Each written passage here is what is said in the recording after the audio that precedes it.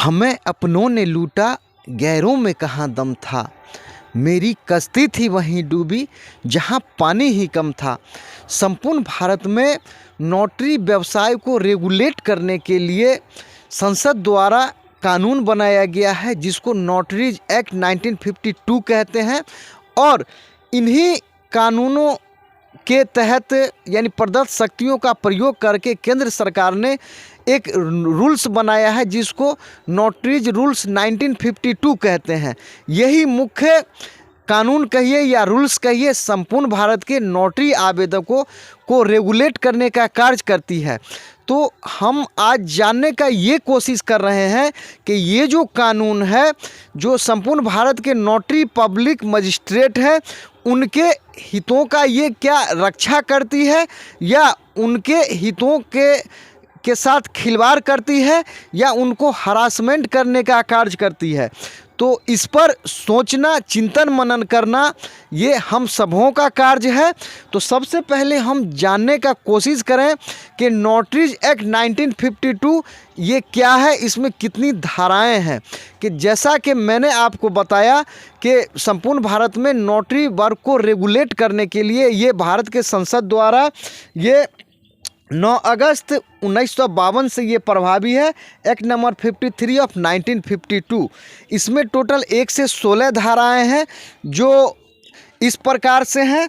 इसमें धारा 1 में संक्षिप्त नाम और विस्तार और प्रारंभ है, 2 में इसका परिभाषाएं हैं और 3 में इसका नोटरी नियुक्ति करने की शक्ति है। हम सभी जानते हैं कि राज्य सरकार अपने संपूर्ण राज्य के लिए नोटरी पब्लिक मजिस्ट्रेट को बहाल करती है या केंद्र सरकार केंद्रीय शक्तियों का प्रयोग करके नोटरी पब्लिक मजिस्ट्रेट को बहाल करती है, जिसमें हम सभी जानते हैं कि इसका जो व्यवसाय प्रमाण पत्र जो प्रोवाइड होता है, राज्य सरकार राज्य के लोगों को करती है, केंद्र सरकार द्वारा जो केंद्रीय नोटरी पब्लिक है उनको करती है।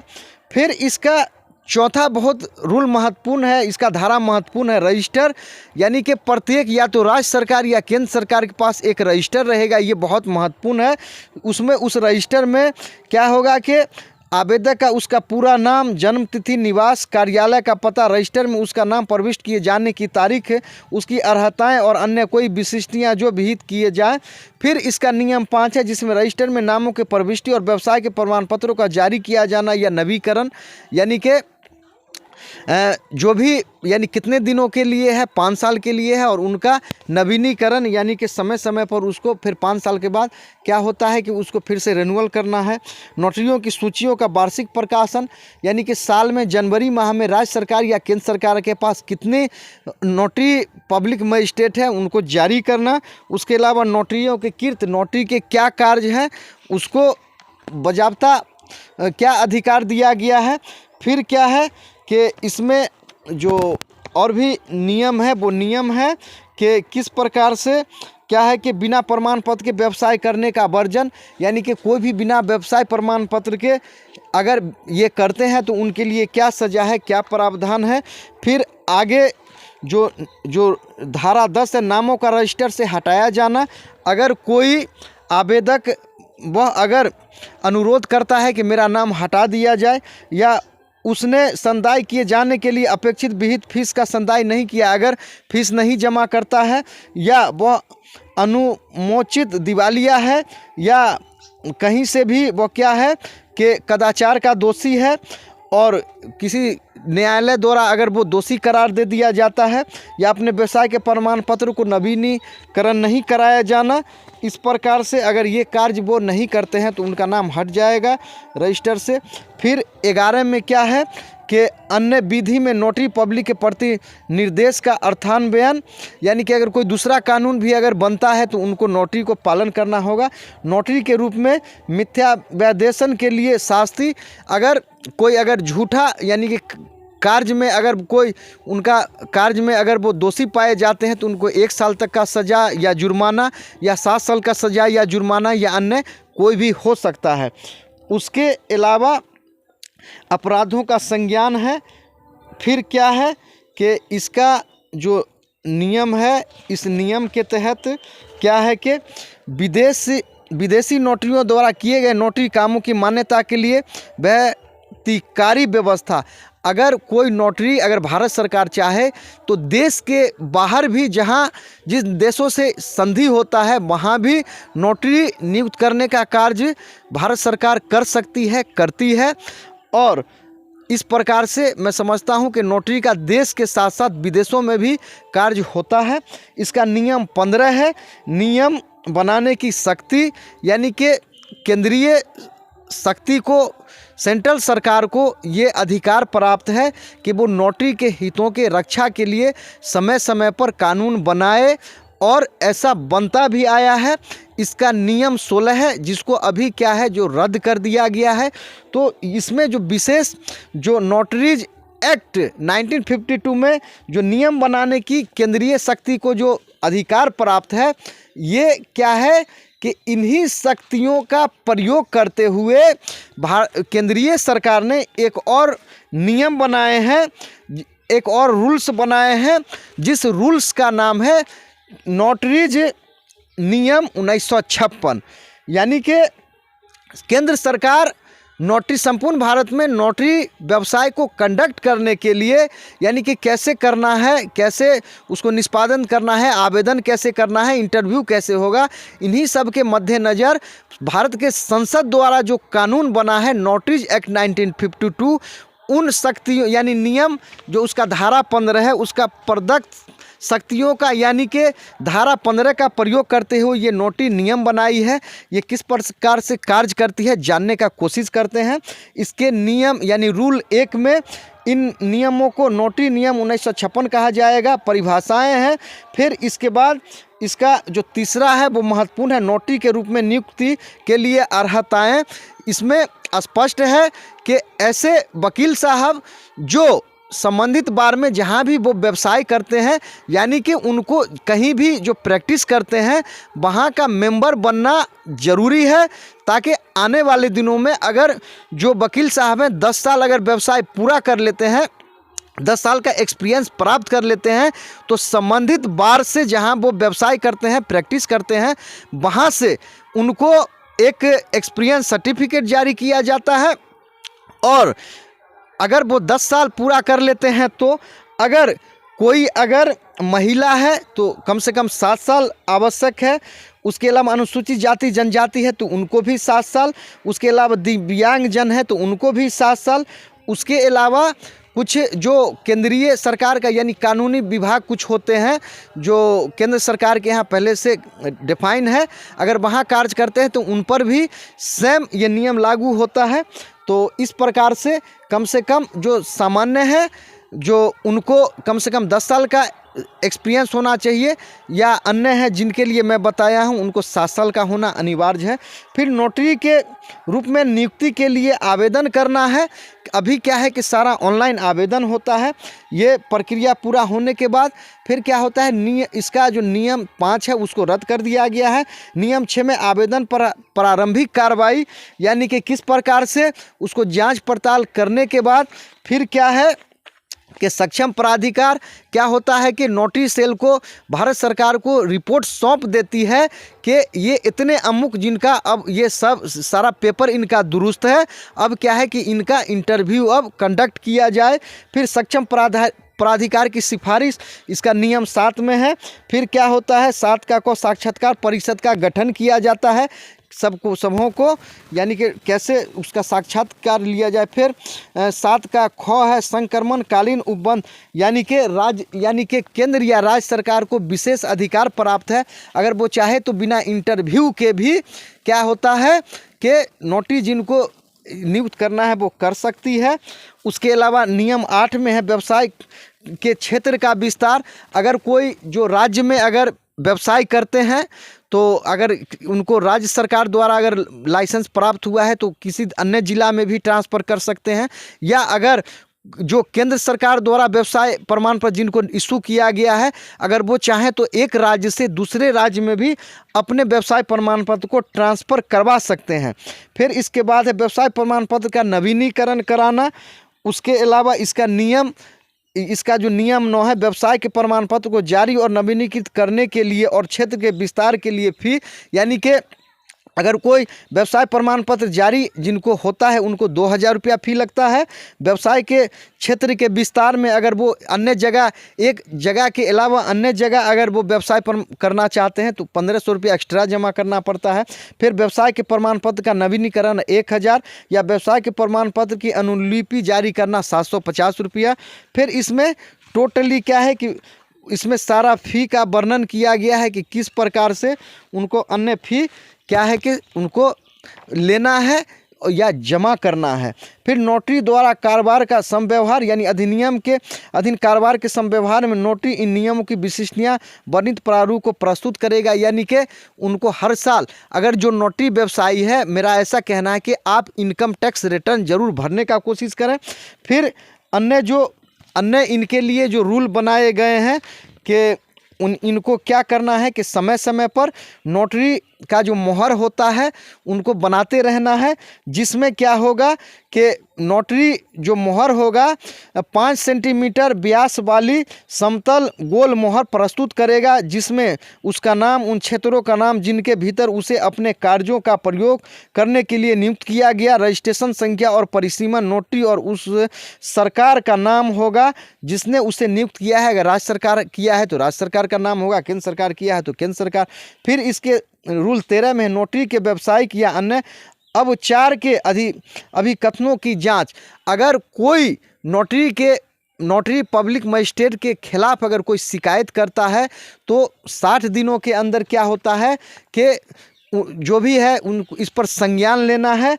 और इसके लिए क्या होता है कि सामान्य कोर्ट में, जैसे आम लोगों के लिए जो कोर्ट बनाया जाता है, वहाँ इस पर केस नहीं चलाया जा सकता है। इसके लिए राज्य सरकार या केंद्र सरकार स्पेशल व्यवस्था करती है, यानी स्पेशल प्राधिकार का गठन करती है, तब उसका जांच होता है नियम से। फिर आगे की जो भी है, अगर वो दोषी पाए जाते हैं तो उन पर जो होता है या कुछ दिनों के लिए उनका व्यवसाय प्रमाण पत्र रद्द कर दिया जाता है, या उनका हमेशा के लिए व्यवसाय प्रमाण पत्र रद्द कर दिया जा सकने योग्य है तो किया जाएगा, या जो भी उचित कार्रवाई है कार्रवाई किया जाता है।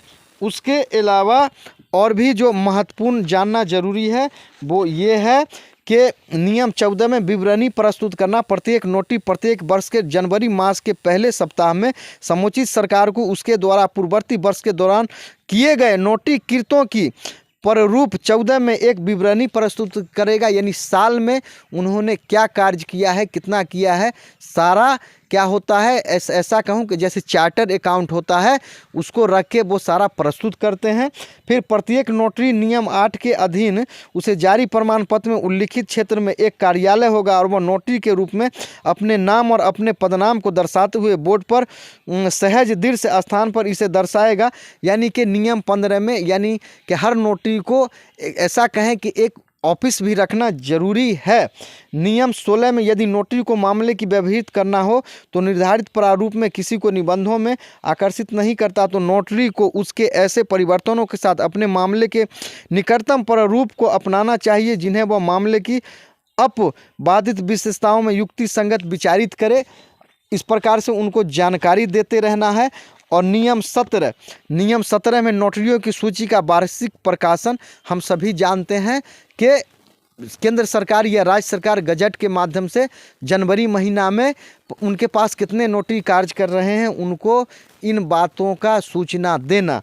तो कुल मिलाकर जो नोटरी का जो रूल्स हैं, नोटरी के जो एक्ट हैं, ऐसा कहें कि नोटरीज एक्ट 1952 के धारा 15 में संपूर्ण भारत के नोटरी व्यवसायियों के हितों के रक्षा के लिए नियम बनाया गया है जिसका नाम है नोटरीज रूल्स 1956। इसमें क्या है कि आवेदकों का कैसे इनको क्या अर्हता होना चाहिए, यानी इनके लिए क्या योग्यता होना चाहिए, इनके लिए क्या कैसे इंटरव्यू का आयोजन हो, कैसे व्यवसाय प्रमाण पत्र इनको इश्यू किया जाए, सारा व्यवस्था है। जानने वाली बात यह है कि इस रूल्स में अभी भी क्या है कि ऐसा प्रावधान है कि जो आवेदन कर चुके हैं, इस नियम में लिखा हुआ है, उनको क्या है कि नोटरी के जो भी आवेदक हैं उनको जो पता वो देते हैं उनके घर पर उनको बाय पोस्ट सूचना देना होगा।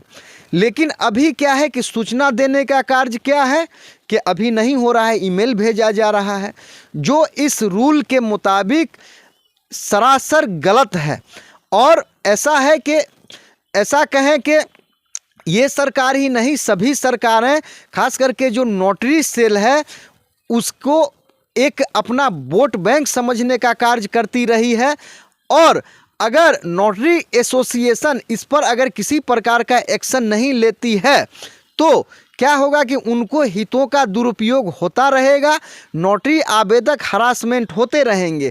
अभी ऐसा देखने को मिलता है कि केंद्रीय सरकार ऐसा है कि किसी राज्यों का वो ऐसा बहाना करती है कि नोटरीज एक्ट 1952 के धारा 15 का जो उनको अधिकार प्राप्त है, जिस पर नोटरी रूल्स 1956 बनाया गया है, उसका दुरुपयोग करते हुए वो क्या करती है, किसी राज्य में सभी आवेदकों को बिना इंटरव्यू लिए सबों को इंटरव्यू से बरी कर दिया जाता है, सभी को लाइसेंस इशू करने का अवसर प्रदान कर दिया जाता है।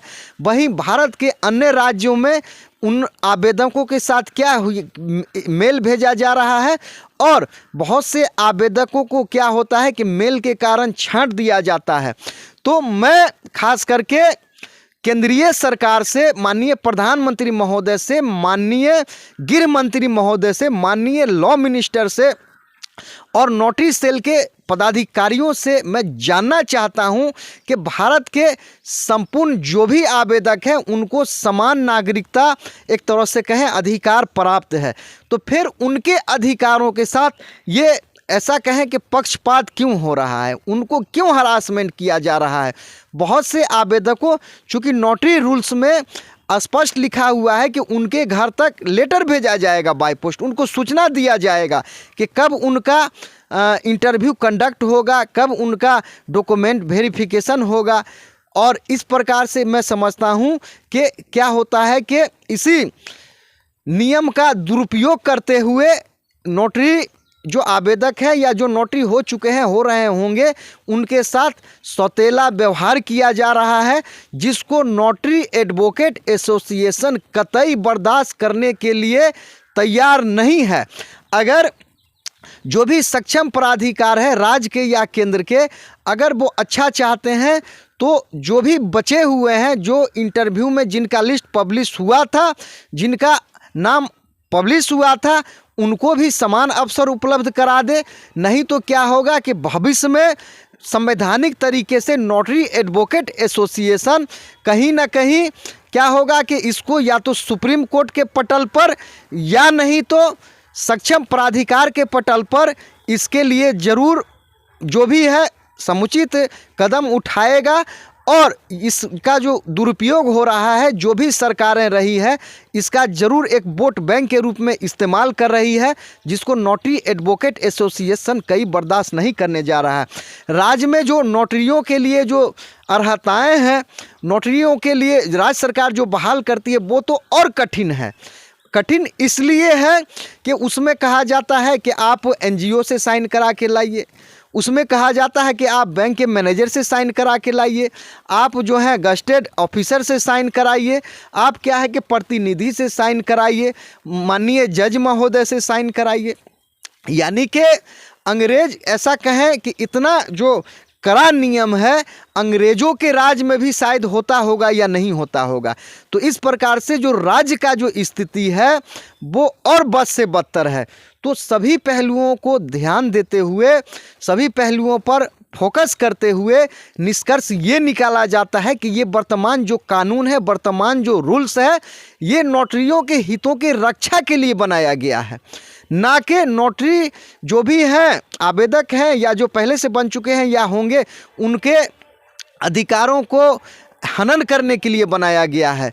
तो यही मेरा जो सक्षम प्राधिकार है, माननीय प्रधानमंत्री, माननीय राष्ट्रपति महोदय या लॉ मिनिस्टर, गृह मंत्री या नोटरी सेल के अधिकारियों से कहना है कि आप कब तक हमारे अधिकारों का आप क्या है कि हनन करते रहेंगे?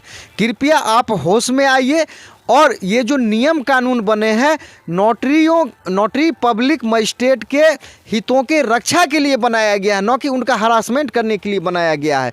तो अब क्या है कि नोटरी एडवोकेट एसोसिएशन वो इन बातों पर ध्यान रख रही है। अगर जो भी आवेदक अभी तक क्या है कि छूट गए हैं, जिनको ईमेल गया है, किसी प्रकार से वो इंटरव्यू में शामिल नहीं हो पाए हैं, मेरा संपूर्ण जो केंद्रीय सरकार है, जो नोटरी सेल है, उनसे निवेदन करना है कि आप उनको भी अवसर दीजिए। क्योंकि आपने जो रूल्स बनाया है नोटरीज रूल्स 1956 से, उसमें आप लिख रहे हैं कि समूहों के घर पर लेटर जाएगा, समूह को सूचना दिया जाएगा, लेकिन आप ईमेल भेज रहे हैं। अगर आप ठीक है आपने नियम बनाया है तो नोटरीज एक्ट नोटरीज रूल्स 1956 उसमें आप संशोधन करिए, उसमें लिखिए। नोटरीज एक्ट 1952 बना है उसमें आप लिखिए, ताकि क्या होगा कि जो भी आवेदक हैं उनको लिखित रूप में ये पता चल सके कि उनका अभी वर्तमान में क्या उनके लिए प्रावधान किया गया है। तो अभी तक चूँकि आपको समझना है, संपूर्ण भारत के नोटरियों को बहुत से वकीलों का, बहुत से नोटरी पब्लिक मजिस्ट्रेट का क्या है कि रिन्यूअल नहीं हो पाता है, उनको सही से जानकारी नहीं मिल पाता है, समय समय पर क्या होता है कि कानून का दुरुपयोग किया जा रहा है। तो अब सबों को समझना है, जागना जरूरी है। संपूर्ण भारत के नोटरी जो भी नोटरी पब्लिक मजिस्ट्रेट हैं, जो हैं या जो होंगे या जो हो चुके हैं, उनसे निवेदन है कि कहीं ना कहीं कानून का ऐसा कहें कि दुरुपयोग किया जा रहा है और नोटरीज एक्ट 1952 का जो नियम 15 है उसमें संशोधन का जरूरी है। नोटरीज रूल्स 1956 बना है, वो आंख बंद करके केंद्र सरकार को अधिकार प्राप्त किया है, उसमें क्या है कि सुधार करने का जरूरी है। अगर इस प्रकार से सुधार नहीं किया जाता है तो नोटरी एडवोकेट एसोसिएशन भविष्य में इन बातों को, इस कानून को सुप्रीम कोर्ट में चैलेंज करेगी और जो उचित कदम होगा, जो उचित सबों के लिए निर्णय होगा, उसको पूरा किया जाएगा।